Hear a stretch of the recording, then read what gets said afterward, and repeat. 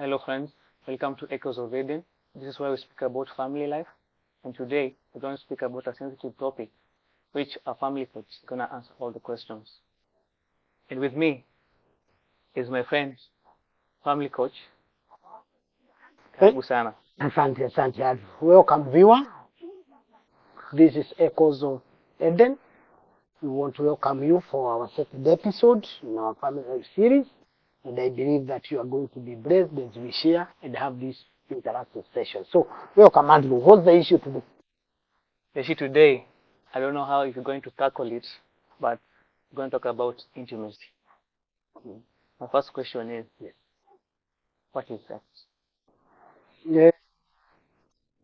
If I get your question right, it is good to get the question right here. What you are asking of the biological and the physiological characteristics that define humans as female and male. Okay.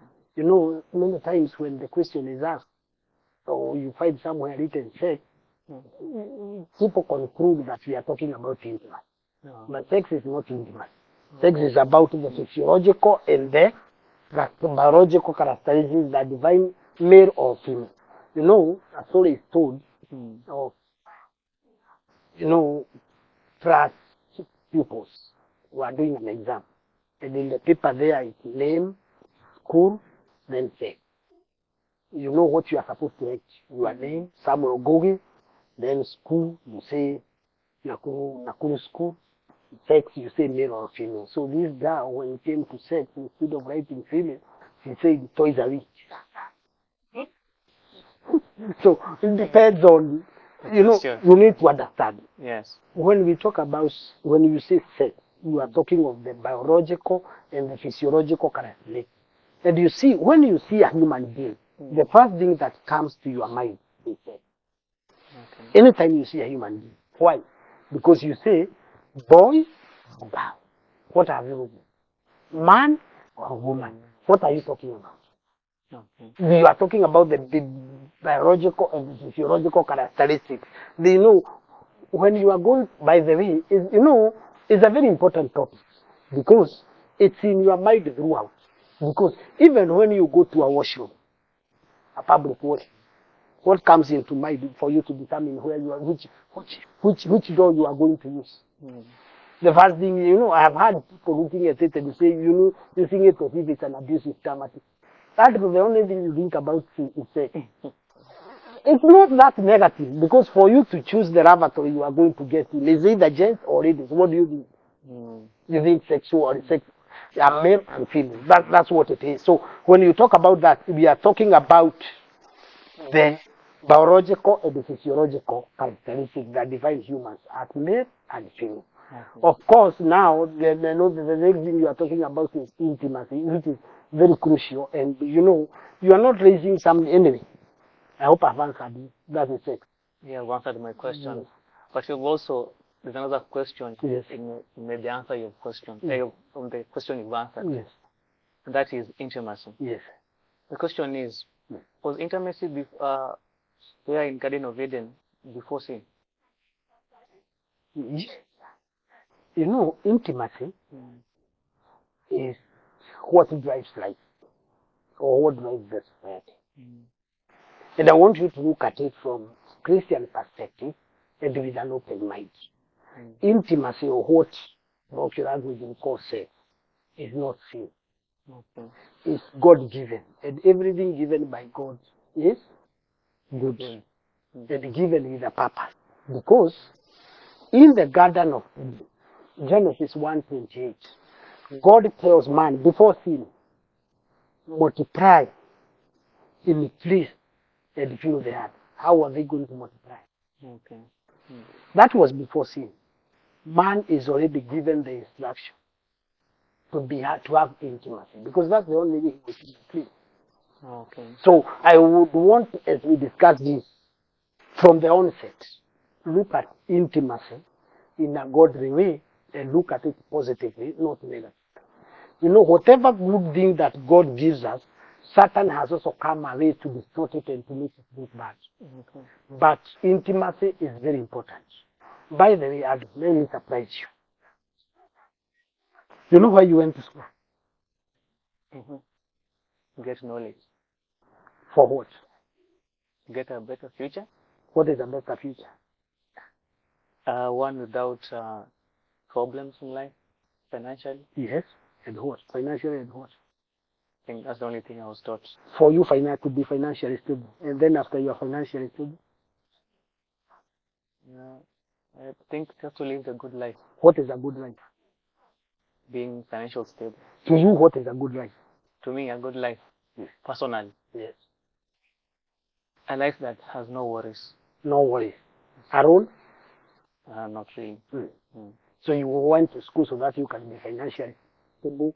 You go buy land, build a house, marry, educate your children. Yes. Yes. So would I be wrong if I say, would I be right if I said you went to school because of sex? Yeah.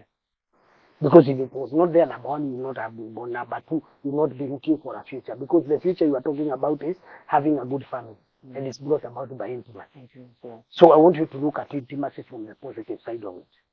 Only that Satan has distorted it and it appears to be bad. But it's God given to push life and to make life that. That's God's idea. Okay. Yeah. I've read somewhere in the internet, they're saying that the fruit that Eve ate was the one they call sex or intimacy. That's the greatest fallacy that one can have. Actually, it's something that should not even be arising because, as I have said in Genesis 1:28, before sin, God tells Adam to multiply, to fill the earth. So that means God had already allowed them to be intimate. Okay. And so, why then, how then can it be that the fruit was intimate? Because already Adam before sin, Adam and Eve had already become intimate. Okay. So unless one is now then arguing that it would not even be fruit, then it would be adultery or fornication if we had created with the serpent. It's very clear, very clear. Intimacy was allowed on day one of creation. And so it cannot be that it was Satan who introduced the intimacy, no? God had already introduced Adam and Eve to it in Genesis 1:28. It's very clear. Go multiply and promise the earth. So intimacy is introduced in day one of Adam and Eve starting a family. Oh, very good. Yes. Family coach. Yes. You talked about how Satan attacks intimacy. Yes. Can you tell me what's the difference between fornication and adultery? From the root words, if you are to go to the originals, whether in Greek or in Hebrew, the word is the same. Okay. For fornication. The word for fornication is the same that interpreted to be Adultery. idolatry. Because basically, it is coming together of two individuals who are not supposed to come together. But ecclesiastically, the church has taken it and interpreted it and said fornication is for young people, married man and married woman, youths, when they have intimacy. That's what we call fornication. And then we look at adultery as for a married person relating or becoming intimate with a person who is not the spouse, who is not the husband or the wife. That's what now we refer to as adultery. But it basically has the root meaning of only one thing: coming together of two people who are not supposed to meet or to have to be intimate. Whether married or not married, the moment that two people who are not supposed to be intimate become intimate. In Hebrew, they use the same word. Okay. Yeah. Okay. In our last episode, Family Coach, we talked about how man is not good to be alone. Yes. We talked about how family, the advantages of having a family for emotional purposes, financial purposes. But nowadays we see there's this another family that has emerged between man and man and wife and woman and woman. Is that a good thing? One, is it a family? I know you are talking about here these issues of gays, lesbianism, and all those things, what we call LGBTQ. Yes. The lesbians, the gays, the bisexuals, the transgender, and the queer. And you ask whether it's a family. ideally, is it a family? Because remember, in our first episode, we introduced the family as male, female coming together, and as the Bible says in the book of Proverbs that children are a heritage from, in the book of Psalms that children are a heritage from the Lord, then they are blessed in the children. Now, where do we have same-sex marriages? Whether lesbian, whether in gayism, are we going to have a byproduct? Are we going to have children? Because there is no procreation there. So it's not a family. In reality, it's not a family. Leave alone now Christian perspective. In a normal life, it is not a family. It is not. Because there is no way you will call it a family when the two that you are talking about coming together, there is no procreation. There is no life which you know, when I was talking, you remember the other episode, the other time we were talking in episode 1 and we talked about selfishness. Yes. Two lesbians, are they going to have children? Two gays, are they going to have children? So what would that mean? The head of the human race. If that was to continue. So that is not a family. That's not a family. Purely, that's not a family. Whether, you know, there are questions of whether, you know, there are many things that you can ask about it. But the truth of the matter is it's not a family. It's not a family. Yeah. Oh, very good. Yeah. There's also this topic I've had going around. They say that if you don't fornicate and also commit adultery, you can be in a room by yourself and you masturbate. According to you, is that sinful? Sin is in the mind. Sin is in the mind. Sin is not in the action. Okay. Sin is in the mind. So, in a nutshell, self-pressure, masturbation. There are many arguments on whether, you know, there are people will bring arguments on whether medically is okay or not. On the benefits of masturbation vis-a-vis and all those things. And I know it's unfortunate that many young people are looking at it as a way out because number one, they will say that they are avoiding STDs and HIV, they are avoiding many other issues, and so you think that you can do sexual gratification. But number one, sin begins in the mind. Okay.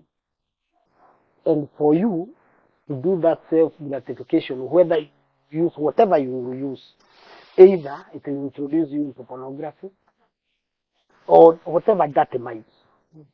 And as a Christian, you ought to have pure mind or pure thoughts. So number one, your mind has already, you know, in your brain, the truth of the matter is, you are in your brain, for you to reach that point of self-gratification in masturbation, in your brain, you are relating with somebody. So in your mind, you have already done it. It's only that you didn't have the opportunity to go the act to action, but in your brain, you have already done it. So you cannot say that it's right. Number two, I want to say, and here I would like to refer you to two different stories. Number one, in the book of Leviticus, chapter number 15.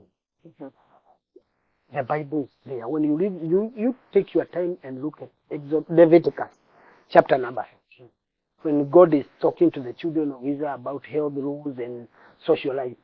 And you talk about it and you say, if you do that, you are unclean and you are not supposed to go. You know, there are so many things about it. Number two, we have the story of Onan in the Bible. In the book of Genesis, chapter 38, verse 8 to 10, the child of the Judah, from whom Jesus descends from Judah, we have Onan. When the older brother passed on, the wife was inherited by Onan. Remember, we talked about inheritance. Oh, we'll be discussing about that when we come to polygamy and those kind of things. And then Onan was not really masturbating, but what he was doing, he didn't want the woman to become pregnant. And this thing, God was not pleased with. So I would say, number one, it's not God, and you cannot defend it. As a Christian, you cannot. Number two, I want now to look at the repercussion of it in the family.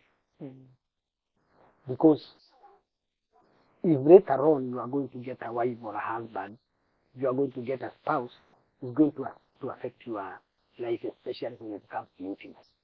Because you are used to sexual gratification by yourself, self-stimulation. So not be satisfied with your spouse, and that will lead to many other challenges. So it's not a thing that you would advise someone in a family to do. Okay. Yeah. Despite the media and the science around it, it's not advisable. Yeah, the science will have, they will bring facts, and I don't want to dispute science. But I have said, number one, it begins in the mind. And so you are already corrupting your mind. Number two, introduces you to things like pornography, which are not right. The Bible says, Paul says, whatever things are true, whatever things are pure, whatever things are noble, this is not pure. So when you put your mind into that direction, it's going to open a leeway to many things. Because today, you will start with masturbation. Tomorrow, you will get into gazing. And you see, you are talking about LGBTQ. And these are topics that, unfortunately, I don't know whether the challenge is religion or Christianity. We have buried our head in the sand. Many times, even if you go even to a school, and you mention it used to do with LGBTQ or masturbation, for look at you in a way, you're going to discuss that really. It's like you should not be discussing that. You have discussed with your parents so many things about your future. But very few parents would ever sit you and ask you, what's your view on masturbation? What's your view on LGBTQ? We bury our head in the sand. We don't know what to discuss. But it's happening. Amid this class, it's happening. And one is the creation of the society. Let me tell you, Andrew, where the rain started beating us. I know I'm digressing a little bit, but where the rain started beating us, the moment we went outside God's idea. Because, one, we have emphasized on things that we think are the most important, but they are not. As I'm a parent, and as parents, we are very concerned about education.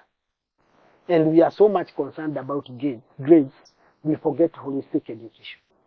That as you develop mentally, you need to develop emotionally, you are developing physically, you need to develop socially, and even spiritually. This, because, why is LGBTQ on the rise in Africa? Because it was a non-issue. Gays, lesbians. In Africa, it was a non-issue. True or false? True. In Africa, it was not there. Why is it developed? I have taken my time as a family coach to interview many people who are, because I also do counseling on guidance and counseling to LGBTQ. I talk to gays and lesbians. And the majority have picked it from schools, especially high school. You know where the problem is? We have so much emphasis on academics, and in the process we thought that opposite gender is a distraction. There before, in the 70s and early 80s, our schools used to be mixed. Today we have separated them. Boys, girls. Let me ask you, in life, will you live in a mixed society or in a boys' world and girls' world? In a mixed society. So if we want to bring up a child, shouldn't we bring up a child in a mixed society? Because the child will live in a mixed society. But today you hear a parent telling you, no, me, I want my daughter to go to a girls' school. Asifundishwe tabia baya na boys. I want my son to be in a boys' school. Asifundishwe tabia baya na girls. It's not true. Actually, when people mix in those mixed schools, because as you develop, as you mature, the attraction to the opposite sex is natural and God given. Allow me to say this, A human being is a sexual being from birth to grave. What have I said? A human being is a sexual being from born to grave. Yes, from birth. Birth to grave. When a child is born, that small child the first sexual satisfaction is oral. Mm-hmm. That's why you find a very young child with the fingers in the mouth. Mm-hmm. And sometimes, we used even to apply PDPs. Mm-hmm. But the child will suck the finger. Mm-hmm. Because it is bringing oral stimulation. Okay. For adults, sometimes you have oral sex because the stimulation is oral. That's the first stage of a human being. It moves from oral to anal. Mm-hmm. Stimulation through the anus. And this is why now you find at a certain age, this boy, this girl will be on the potty all the time and a poo every other few minutes. Mm-hmm. And sometimes may even insert fingers or some stick through the anus because it is that satisfaction. Mm-hmm. So from age allowed 1 to around 3, it is oral. From 4 there, it is anal. Mm-hmm. Then we move from there to dormant stage. You remember when you were in class 3, class 4, if the class teacher would put you next to a girl, you would run away, you would protest. But today you want to sit next to girls because you are in a dormant stage. Then from the dormant stage, the moment you come to puberty, you start getting attracted to the opposite sex. Yes. That is from that age that you become sexually active until all factors constant. If you are healthy and all factors constant, until one goes to the grave. The agility may change. You are active until the grave. Now, these boys, these girls we are taking to high school, they are in their puberty. They are discovering the opposite gender. They are discovering themselves sexually. But they are in an environment where there is no opposite gender. So what do? They start discussing it among the boys only or the girls only. And they start stimulating each other. In the process, they get introduced into lesbianism and gayism. And so they move with it from high school to university. And I keep asking my fellow parents, what is more shameful? That my daughter is pregnant, or my son is gay, or my daughter is a lesbian? Which would be more shameful? LGBTQ. LGBTQ is more shameful. I can stomach the pain of my daughter getting a child even in high school. It's not as painful as but as parents, we'll discuss this one day when we will be discussing parenting, because sometimes parents are so ignorant. You hear a woman, you hear a man saying, no, my daughter is very well behaved. Who has more than a boys? You only see her with girls. Are you sure what they are doing with that other girl? Nowadays you guys have introduced something you call sleepover. What is sleepover? That another girl comes to sleep with my daughter. They share why? And she is from the neighbor. But we are not even asking ourselves, is this sleepover today? That Andrew is going to Ian's place for a sleepover and tells the parents, no, I'm at Ian's place, I'm doing a sleepover. Why? Sometimes these are leeways for LGBTQ. You think your daughter is very good, but they are doing that sleepover and they are coming with those artificial things and they are into those kind of activities. Okay. So we need to be careful. We need to be careful in how we handle sexuality. I may not get into arguments of whether is it a choice to be gay or it's a natural orientation. That is for another day. But it's something that we need to consider carefully. And if possible, know that we live in a mixed society, let us develop in a mixed society. Very well said, family coach. And that's a wrap, guys. And I thank you for listening to the wisdom of our family coach. And if you have any questions, please don't be shy to send it to us, because family coach will answer them all. Thank you, viewers. We want to appreciate you for taking your time to be with us. As always, we say if you feel that there is an issue that you need to be addressed, you can either directly reach us or you can raise your questions through the comment section. We want to interact more and share more as we progress in life. Thanks and be blessed. Thank you, Adwa.